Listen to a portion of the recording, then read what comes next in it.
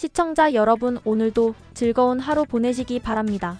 오늘의 사연 시작하겠습니다. 안녕하세요. 저는 올해 34살, 곧 엄마가 될 예비맘입니다. 예정일은 9월이라 아직 시간이 좀 남았지만 하루하루가 새로운 기대와 조심스러움 속에 지나가고 있어요. 제 남편은 39이고 저희 부부 모두 결혼할 당시부터 이미 적지 않은 나이였기 때문에 자연스럽게 아이부터 먼저 가져야겠다는 생각으로 임신을 준비해왔습니다. 결혼한 지 얼마 지나지 않아 기적처럼 두 줄을 확인했을 때의 그 감격은 아직도 생생합니다. 너무나 기뻤지만 동시에 마음 한켠이 살짝 무거워졌던 것도 사실이에요. 흔히 말하는 노산에 속하니까요. 아무래도 저희 부부 모두 30대 중후반이다 보니 혹시라도 아이에게 문제가 생기지는 않을까, 제 몸이 잘 따라와 줄까 하는 걱정이 자연스레 들었습니다. 마침 산부인과에서 일하는 친구가 있어요. 제가 불안한 마음에 조심스럽게 물어봤는데 친구는 오히려 저를 안심시켜줬습니다. 요즘 평균 출산 연령이 33세 정도라며 저 같은 경우는 전혀 노산에 해당하지도 않는다면서요. 의료기술도 많이 좋아졌고 요즘은 오히려 나이 들고 경제적, 정서적으로 안정된 상태에서 아이를 낳는 게 더 좋을 수도 있다고 말해줬습니다. 친구의 말에 위로를 받으면서도 마음 한쪽에는 여전히 조심스러운 마음이 남아있었어요. 아마 첫 임신이라 그런 걸까요? 매일 아침 눈을 뜨면 오늘도 아기가 잘 있어주고 있을까? 조심히 몸을 일으키며 손을 배에 얹어보는 그런 시간이 제 일상의 시작이 되었어요. 저에게는 2살 위 언니가 있어요. 언니는 26에 결혼했고 지금은 초등학생이 된 두 아이의 엄마입니다. 비교적 이른 나이에 결혼하고 출산해서 그런지 지금은 육아도 익숙하고 아이들도 많이 자라 있어요. 언니는 친정집 근처에서 살고 있어서 그동안 엄마와 저의 도움을 많이 받았습니다. 조카들이 어릴 땐 특히 그랬어요. 언니가 시간제 일을 나가는 날이면 제가 어린이집에서 조카들을 데려오고 저녁을 챙겨주기도 했습니다. 사실 저는 요리를 그리 잘하는 편도 아니고 자주 해보지 않았는데도 큰 조카가 제가 해주는 음식을 유독 잘 먹더라고요. 제 눈엔 그게 너무 귀엽고 대견했어요. 아이가 제 앞에서 입을 오물오물 벌리며 음식을 받아먹는 모습은 그냥 심장이 녹는다는 표현이 딱 맞는 것 같아요. 지금도 조카들을 보면 마음이 사르르 녹습니다. 벌써 초등학생이 되었지만 저에겐 여전히 귀엽고 사랑스러운 꼬마들 같아요. 그 아이들이 제 손을 붙잡고 뛰어다니던 순간, 제 무릎에 앉아 동화책을 읽어달라던 순간들이 눈에 선합니다. 그래서인지 지금 제 뱃속에 있는 아이를 생각하면 그 조카들 모습이 자꾸 떠오릅니다. 나도 저런 시간을 곧 누리게 되겠구나 싶어 설레기도 하고요. 한 달 정도 뒤면 육아휴직에 들어가지만 아직은 출퇴근을 하고 있어요. 하루 종일 일하고 돌아오면 몸이 많이 피곤한 날도 있지만 틈틈이 산전 마사지도 받으며 스스로를 돌보려 노력 중이에요. 사실 처음엔 저도 괜히 사치 아닐까, 돈 낭비일까 망설였는데 막상 받아보니 너무 좋더라고요. 마사지 받는 그 시간 동안 몸도 풀리고 무엇보다 마음이 정화되는 기분이에요. 아기를 품고 있는 제 몸을 소중하게 다뤄주는 느낌이 들어서 그 시간이 참 위안이 됩니다. 그런데 얼마 전 이 이야기를 언니에게 했더니 좀 씁쓸한 반응이 돌아왔어요. 넌 늙어서 애 낳으니까 그런 거 해야겠다. 돈 아깝겠네. 언니가 웃으면서 던진 말이었지만 그 말이 제 마음에 툭 하고 박히더라고요. 아마 언니는 농담 반, 진심 반으로 말한 걸 거예요. 하지만 저는 그 순간 조금 속상했습니다. 나는 내가 하고 싶은 방식으로 내 몸을 돌보고 아기를 준비하고 있는데 왜 그런 말까지 들어야 할까 싶었어요. 사실 그동안 언니 육아를 많이 도우면서 저는 내심 나중에 나도 엄마가 되면 언니처럼은 되지 말아야지 하는 다짐을 했던 것도 있었어요. 너무 고되게 혼자 다 떠안고 그렇게 버티듯 키우기보다는 나 자신을 소홀히 하지 않고 여유를 가지면서 아이를 키우고 싶었습니다. 물론 현실이 그렇게 녹록하지 않겠지만 그래도 지금처럼 작게라도 나를 챙기고 내 감정을 살피며 아기를 맞이하고 싶은 마음이 있었거든요. 지금 이 시기는 제게 너무 소중한 시간이에요. 아직 태어나지 않은 우리 아이와 보내는 첫 시간들이고 제가 엄마라는 이름을 준비해가는 여정이니까요. 누가 뭐라고 해도 저는 이 시간을 기쁘고 의미 있게 채워가고 싶습니다. 가끔은 불안하기도 하고 가끔은 외롭기도 하지만 그래도 저는 제가 선택한 방식으로 이 시간을 살아내고 싶어요. 한 번은 주말에 친정에서 온 가족이 모인 날이었어요. 엄마가 끓여주신 따뜻한 국을 앞에 두고 이런저런 이야기를 나누던 중 언니가 저한테 슬쩍 묻더라고요. 너 산후조리원 어디로 가기로 했어? 저는 아무 생각 없이 그냥 대화 나누는 줄 알고 자연스럽게 대답했어요. 영조리원으로 예약했어. 시설도 괜찮고 프로그램도 잘 되어 있더라고. 그 말을 들은 언니는 잠시 멈칫하더니 눈살을 살짝 찌푸리면서 거기 엄청 비싸잖아. 그걸 어떻게 감당하려고 해? 하고 말했어요. 순간 기분이 살짝 상했지만 그래도 마음 상할일까봐 웃으며 대답했어요. 사실 그건 시어머니가 다 해주시기로 했어. 장손이라면서 조리원비는 본인이 내주겠다고 하셨어. 그래서 그냥 그쪽으로 예약했어. 그러자 언니는 입꼬리를 삐죽거리며 또 한마디 덧붙였어요. 늙은 며느리 봐서 쓸데없는데 돈 쓰시네. 나야 애 둘 낳았어도 산후조리원 그런 거 한 번도 안 갔지만 멀쩡하거든. 언니의 그 말에 제 얼굴이 살짝 굳어졌습니다. 겉으론 애써 웃고 있었지만 속은 욱신거렸어요. 물론 언니 말대로 언니는 산후조리원을 이용한 적이 없어요. 하지만 그건 어디까지나 저희 엄마가 한 달씩 휴직까지 하면서 언니 산후조리를 해주셨기 때문이죠. 첫 조카가 태어났을 땐 엄마가 거의 언니네 집에 상주하다시피 하셨고 둘째 조카 때도 마찬가지였어요. 엄마가 가끔 너무 힘들어하실 때면 제가 주말마다 언니네 집에 가서 청소도 하고 조카들 돌보기도 하고 설거지며 빨래까지 하고 오곤 했습니다. 그런 시간이 결코 짧지 않았고 저도 힘들었지만 가족이라는 이유 하나로 해왔던 일들이었어요. 그랬던 사람이 지금 와서 나는 조리원 없이도 멀쩡했어라니 그게 그렇게 당당하게 말할 일인가 싶었죠. 자신이 어떤 도움을 받아 산후를 보냈는지 기억은 하는 건지 정말 궁금해졌습니다. 그 자리엔 형부도 있었고 제 남편도 함께 있어서 괜한 말다툼으로 분위기를 망치고 싶지 않았어요. 솔직히 속으로는 화가 났지만 그냥 꾹 참았어요. 그래, 내가 그걸 자랑처럼 여긴다면 난 굳이 설명하지 않을게. 그렇게 스스로를 달래며 대화를 흘려보냈습니다. 웃으며 넘긴 척했지만 그 말들이 계속 마음에 맴돌았습니다. 사실 이런 일은 처음이 아니에요. 어렸을 때부터 언니는 항상 저를 조금 억누르듯 눌러놓듯 대했던 것 같아요. 제가 뭔가 조금이라도 잘 되면 질투하고 제가 엄마 아빠에게 조금 더 사랑받는 것 같으면 심술을 부리곤 했어요. 부모님이 맞벌이를 하셨기 때문에 어릴 땐 언니와 단둘이 집에 있는 시간이 많았어요. 그 시간 동안 언니는 자주 저를 괴롭혔습니다. 말로 상처 주는 일은 기본이고 제 물건을 망가뜨리거나 숨기고 친구에게 제 험담을 퍼뜨리는 일도 있었어요. 엄마에게 울면서 말하면 엄마는 늘 정말 그랬니? 그러지 마라 하고 말로만 타이르곤 하셨어요. 엄마는 그게 최선이었을지도 모르겠지만 저한텐 큰 위로가 되지 않았습니다. 언니는 오히려 엄마의 그런 반응에 기세등등해져 다음 날이면 더 심하게 저를 괴롭혔어요. 초등학교 고학년 무렵엔 결국 스트레스로 인해 원형 탈모까지 생겼습니다. 갑자기 머리 한가운데 동그랗게 머리카락이 빠졌을 때 저는 거울을 보며 너무 놀랐고 엄마도 그제야 심각성을 느끼셨죠. 다행히 몇 달 뒤엔 회복되긴 했지만 그 일은 제 마음에 오래도록 남았습니다. 그러다 제가 중학교 3학년이 되었을 무렵 언니와 크게 싸운 날이 있었습니다. 그날 저는 쌓이고 쌓인 감정을 결국 폭발시켰고 언니와 처음으로 몸싸움까지 갔어요. 결과적으로 저는 많이 맞았지만 이상하게도 그날 이후로 언니는 저를 전처럼 함부로 대하지 않았어요. 아마 제가 처음으로 저항했다는 사실이 언니에게도 충격이었겠죠. 그날 이후 저는 세상이 조금 달라 보였어요. 말 그대로 처음으로 자유를 맛봤다고 해야 할까요? 늘 눈치를 보고 입을 다물고 조심하던 제가 처음으로 제 감정을 터뜨렸고 그게 저를 지켜주는 방법이 될 수도 있다는 걸 배운 날이었습니다. 평생을 조용히 참고만 살 수는 없다는 사실을 그때 처음 알게 됐던 것 같아요.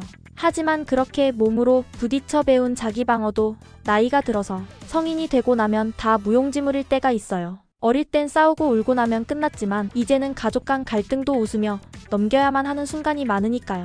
그날 조리원 이야기를 들으며 느꼈던 울컥함도 결국 말없이 삼켜야 했습니다. 내 선택과 내 삶의 방식을 누가 쉽게 평가하는 게 아직도 익숙하지 않지만 이제는 조금씩 내 마음의 경계를 지키는 법을 배우는 중입니다. 어쨌든 어릴 때부터 저를 그렇게 힘들게 했던 언니였지만 저는 조카들만큼은 정말 진심으로 예뻐하고 사랑해주며 살아왔습니다. 언니에 대한 감정과는 별개로 조카들은 제 핏줄이니까요. 피를 나눈 가족이라는 말이 진부할 수도 있지만 저는 진심으로 그렇게 느끼며 조카들에게 정을 쏟았어요. 마치 제 아이들처럼 간이고 슬개고 다 빼줄 것처럼 챙기고 사랑하고 기뻐해 주었습니다. 아이들이 좋아하는 캐릭터가 바뀔 때마다 관련된 책이며 인형이며 찾아서 사줬고 어린이날이나 크리스마스에는 늘 선물로 고민했어요. 큰 조카가 로봇 장난감을 갖고 싶다고 하면 저는 그걸 검색하고 비교하고 일부러 퇴근길에 장난감 가게에 들러서 직접 보고 고르기도 했습니다. 작은 조카가 공룡을 좋아한다고 하면 공룡 백과사전까지 사서 함께 그림도 그리고 이름 외워주며 놀았고요. 그런 시간들이 제겐 고단함보단 따뜻함으로 남아있어요. 아이들이 환하게 웃으며 이모 하고 안기던 순간들, 제가 해주는 주먹밥을 뺨에 묻혀가며 맛있다고 말하던 그 모습들. 그런 조카들을 위해서라면 저는 제 시간과 돈, 마음을 아낌없이 쓰는 게 당연하다고 생각했죠. 그런데 제가 임신하고 나서부터 언니가 저에게 보이는 태도는 너무도 낯설고 날카로웠습니다. 언니의 말 한마디가 마치 제 마음에 날카로운 유리조각처럼 박혔어요. 처음엔 그냥 언니가 원래 그런 사람이니까 또 잠깐 심술이 나서 그러는 거겠지 하고 넘기려 했어요.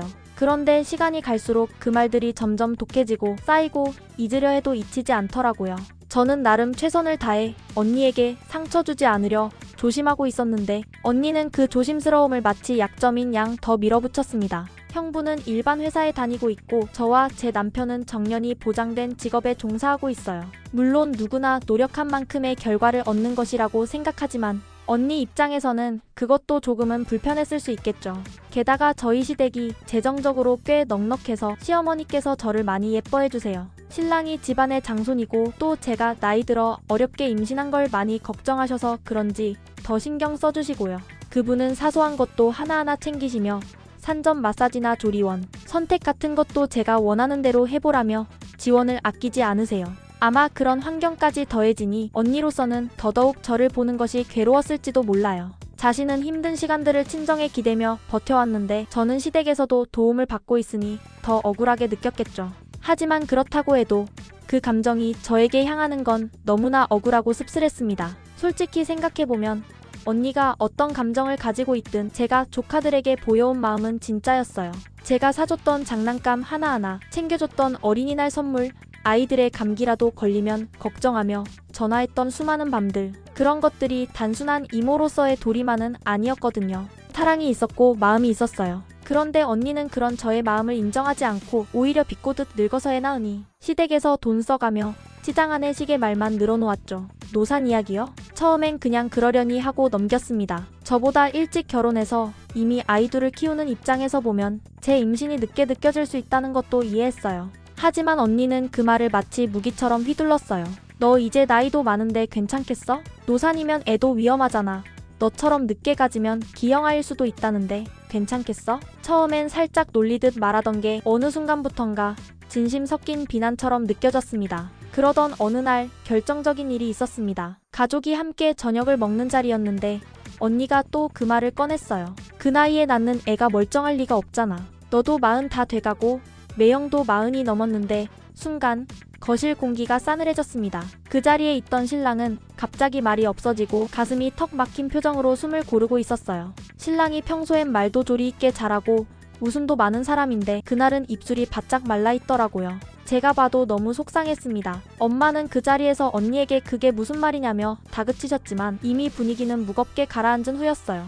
결국 그날 저녁이 끝나고 집으로 돌아오는 차 안에서 저는 신랑에게 미안하다며 몇 번이고 사과했습니다. 신랑은 나는 참을 수 있었어. 장모님, 장인어른이 나한테 항상 잘해주시니까 그분들 생각해서 꾹 참았어. 그렇지 않았으면 가만히 있지 않았을 거야. 라고 말하더군요. 그 말에 저는 더 미안해졌고 또 많이 서글펐어요. 정작 저는 언니에게 아무 말도 못했거든요. 바보같이 조카들 얼굴이 떠올라서 혹시라도 제가 언니와 싸우게 되면 아이들이 나를 멀리하게 될까봐, 괜히 저를 나쁜 이모로 생각하게 될까봐 그 생각에 말끝을 삼켰어요. 입술이 달싹였지만 결국 아무 말도 못하고 돌아섰습니다. 그날의 제 모습이 아직도 마음에 남아있어요. 너무 후회스러웠고 한편으로는 속이 답답하고 억울하기까지 했습니다. 사람이 누구나 다 약한 부분이 있고 지켜주고 싶은 것도 있지만 가족에게조차 그 약한 부분을 지키기 어려운 순간이 있다는 걸 그날 새삼 뼈저리게 느꼈습니다. 제가 사랑했던 가족이, 제가 아껴온 조카들의 엄마가 제게 그런 말을 한다는 현실이 너무 참담했고요.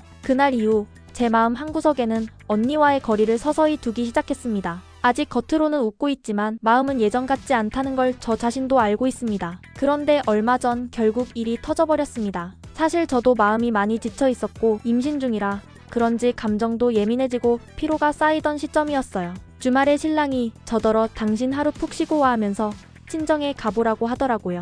혼자 조용한 공간에서 자고 일어나서 또 자고 아무것도 안 하면서 하루 보내보라고요. 신랑이 제 몸 상태를 늘 신경 써주고 또 제가 친정에서는 편하게 쉴 수 있다는 걸 알기에 일부러 그렇게 말해준 거였어요. 그래서 저는 고마운 마음으로 그날 짐을 챙기고 신랑 차를 타고 친정으로 향했습니다. 신랑이 저를 친정에 데려다주고는 저녁쯤 다시 올게 하며 돌아갔고 저는 친정에서 정말 아무것도 하지 않고 침대에 누워 쉬었습니다. 창밖 햇살이 따뜻하게 스며드는 방 안에서 오후 내내 깊이 잠들었어요.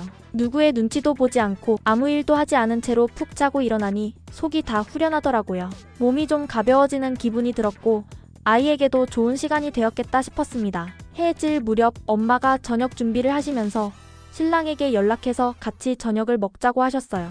저도 기분이 좋아져서 신랑에게 전화를 했고 신랑은 알겠다고 하며 금방 도착했습니다. 그렇게 신랑과 나란히 앉아 식탁에 둘러앉아 따뜻한 저녁을 먹으려는 찰나 언니네 식구들도 친정으로 들이닥쳤습니다. 아이들이 이모 하며 저를 반기는 모습에 잠시 마음이 풀렸지만 솔직히 언니 얼굴을 보는 순간부터 저는 뭔가 긴장감이 돌기 시작했어요. 그날따라 언니의 표정이 묘하게 날카롭고 눈빛이 싸늘했거든요. 그리고 아니나 다를까 저녁 식사가 시작되고 얼마 지나지 않아 언니는 또 분위기를 망치는 말을 꺼내기 시작했습니다. 가족이 모두 함께 둘러앉아 따뜻한 밥을 먹고 있는 자리였는데 언니는 아예 그 자리에 공기를 찬물처럼 식혀버렸습니다. 야, 나중에 너네 애 유치원 보내고 학교 보내면 최고령 엄마라서 애가 무시당할걸? 네 신랑이랑 너랑 운동회 같은 데는 절대 가지 마. 그냥 민폐야. 그 나이 많은 아빠, 엄마가 애 학교에 나타나면 애가 왕따 당할 수도 있어. 요즘 애들 얼마나 민감한 줄 알아? 그 말들이 쏟아지는 순간 저는 젓가락을 쥔 손이 부들부들 떨리기 시작했습니다. 신랑 옆에서 아무 말 없이 밥을 뜨고 있었지만 제 눈으로도 느껴졌어요. 신랑이 숨을 고르며 마음을 진정시키려 애쓰고 있다는 걸요. 엄마는 뭔가 이상하다는 듯 눈치를 살피셨고 아빠는 조용히 물을 한 잔 들이켰어요. 그 어색하고 서늘한 공기 속에서 저는 이걸 그냥 넘기면 안 될 것 같다는 생각이 들었습니다. 이런 말을 듣고도 웃으며 넘기면 그건 아이를 품은 엄마로서 저에게도 제 뱃속 아이에게도 좋지 않다는 생각이 들었어요. 그래서 저는 입을 열었습니다. 망설임 없이 단단히 굳은 마음으로. 그리고 그 순간만큼은 더 이상 언니라는 호칭조차 붙이고 싶지 않았습니다. 그냥 너라고 했어요. 너는 애 일찍 낳은 것 빼고는 스스로 이룬 게 없으니까 아이가 큰 것에만 자부심 느끼는구나. 언니 얼굴이 굳어졌지만 저는 멈추지 않았습니다. 나는 여행도 다녔고 신랑이랑 예쁜 연애도 하면서 찬란한 20대 보냈거든. 근데 넌 그 시간에 아이 키우느라 정신없었겠지. 그래서 성격도 삐뚤어졌나봐. 잠깐 숨을 고르고 한 발 더 나아갔습니다. 사실 넌 원래부터 삐뚤어진 애였어. 어릴 때 나 괴롭히던 거 기억 안 나? 나 초등학교 때 원형 탈모 온 거 너 때문이야. 그 어린 동생 스트레스 줘서 머리 빠지게 만들고 애 키우면서도 그대로야. 더 삐뚤어진 것 같아. 그 순간 언니 표정이 확 굳었어요. 조용히 있던 형부는 고개를 숙였고 엄마는 두 손을 모은 채 떨리는 눈으로 저와 언니를 번갈아 보셨어요. 그런데도 저는 말하고 싶었던 걸 끝까지 꺼내야겠다는 생각밖에 없었습니다.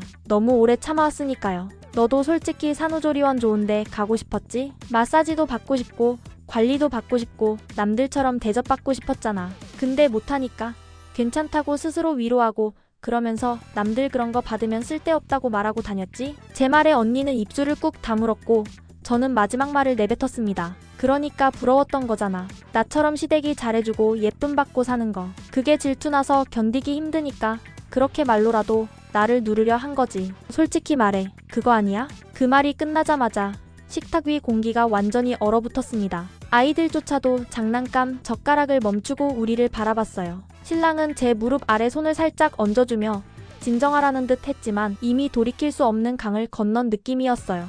그날 저는 처음으로 언니에게 참지 않고 제대로 말했어요. 어쩌면 너무 늦은 반격이었는지도 모르겠어요. 그렇지만 그날 저는 비로소 저 자신을 지켜냈습니다. 그러다 결국 그날 저녁엔 폭발이 일어나고 말았습니다. 평소에도 언니가 저를 향해 해온 말들이 하나하나 마음속에 쌓여 있었던 데다 임신으로 예민한 시기에 가족들 앞에서 그 정도 막말을 들었으니 저도 더는 참을 수 없었던 거죠. 그날 저녁 분위기는 정말 엉망이었고 결국 신랑이 나서게 되었습니다. 신랑은 평소 조용한 성격이지만 제 일이라면 절대 그냥 넘기지 않는 사람이에요. 언니가 우리 아이를 향해 말도 안 되는 악담을 퍼붓자 신랑이 자리에서 일어나 조용히 그러나 단호하게 말을 꺼냈습니다. 제가 군대 전역한 이후로 지금까지 꾸준히 운동해온 사람입니다. 체지방률은 8% 이내고 병원에서 측정한 신체 나이는 20대 초반으로 나와요. 그런 제가 우리 아이 학교 운동회에 왜 못 가야 하죠? 순간 거실에 정적이 흘렀습니다. 신랑은 말을 이어갔어요.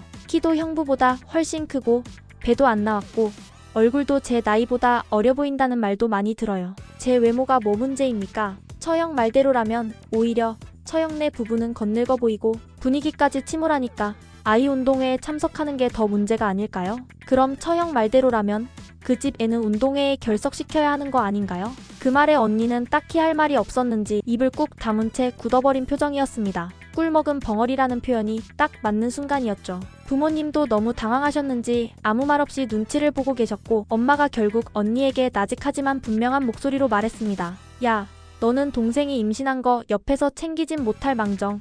그런 소리를 어떻게 하냐? 엄마가 창피해서 얼굴을 못 들겠다. 정말. 하지만 그런 말 한마디로 언니가 본인의 잘못을 깨달을 리가 없었어요. 사실 저도 알고 있었어요. 언니는 절대 누구의 말로 스스로를 되돌아보는 사람이 아니라는 걸요. 그날도 마찬가지였습니다. 엄마 말씀이 끝나자마자 언니는 숟가락을 탁 놓더니 됐어. 집에 가자 하고 벌떡 일어나 아이들을 챙겼습니다. 형부는 어쩔 줄 몰라 우왕좌왕했고 애들 신발은 신겼는지 짐은 챙겼는지도 모르겠는 얼굴로 허둥대고 있었죠. 제가 그 모습을 보다 못해 형부에게 조용히 말했습니다. 형부 얼른 따라가세요. 저런 인간이라도 형부가 선택해서 결혼한 거잖아요. 책임지셔야죠. 그 말이 끝나자마자 언니가 돌연 발끈해서 저를 향해 소리쳤습니다. 뭐라고? 지금 나한테 뭐라고 했어? 정말 거기서 조금만 더 말이 오갔으면 한바탕 더 싸움이 날 뻔했어요. 저도 마음속에 켜켜이 쌓여있던 울분이 치밀어 올라서 막말 좀 더 해줄까 싶었거든요. 하지만 그때 엄마가 벌떡 일어나더니 언니를 향해 소리를 지르셨어요. 이망하려나 당장 나가. 남편 앞에서 저딴 소리까지 듣게 만들고 아직도 정신 못 차리냐 하시며 언니를 거의 내쫓다시피 했습니다. 언니가 애들을 챙겨나가고 형부도 허둥지둥 따라 나가고 나서야 집안이 조용해졌습니다. 부모님은 한숨을 내쉬며 신랑에게 말하셨어요. 정말 미안하다. 우리 딸 잘못 키운 건 부모 잘못이지. 네가 얼마나 참았는지 알겠다. 신랑도 고개를 숙이며 말씀드렸습니다. 저도 부모님 앞이라 예의 지키고 싶었는데 뱃속 아이한테까지 그런 악담을 하는 건 도저히 참을 수가 없었습니다. 죄송합니다. 그렇게 서로 사과하고 위로하며 겨우 안정을 찾고 나서 우리는 남은 저녁을 조용히 그리고 묵묵히 먹었습니다. 오히려 그 순간부터는 분위기가 편안했어요. 갈등의 주체가 빠지니 그 자리가 얼마나 평화로울 수 있는지 느껴질 정도로요.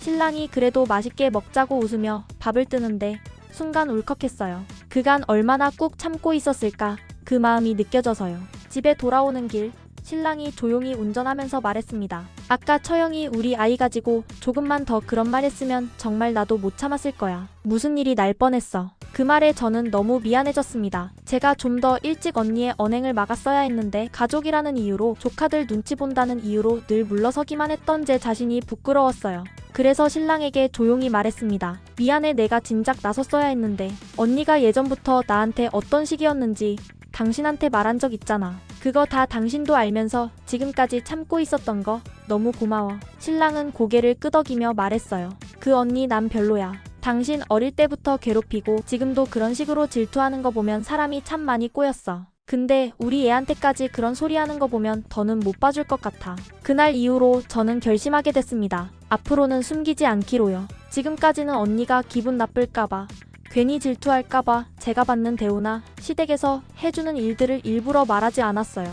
일부러 자랑하지도 않았고 오히려 일부는 숨기기도 했습니다. 하지만 이젠 다릅니다. 앞으로는 대놓고 자랑할 생각입니다. 시댁에서 예쁜 옷 사주면 언니에게 사진도 보내고 신랑이 나한테 이벤트 해주면 그 얘기 꼭 들려주고 아이 태어나서 조리원이나 백일잔치 할 때 좋은 데서 하면 일부러 사진 찍어서 보내줄 생각이에요. 질투나면 하다못해 본인 성격이라도 돌아보게 될 테니까요. 그렇게 질투하다가 나가 떨어지든 말든 이제 저는 제 행복을 숨기지 않을 겁니다. 저 그래도 되겠죠? 아이 순산하면 꼭 후기 올릴게요. 이제는 제 아이, 제 신랑, 그리고 제 자신을 더 이상 누구 눈치도 보지 않고 당당히 지킬 겁니다.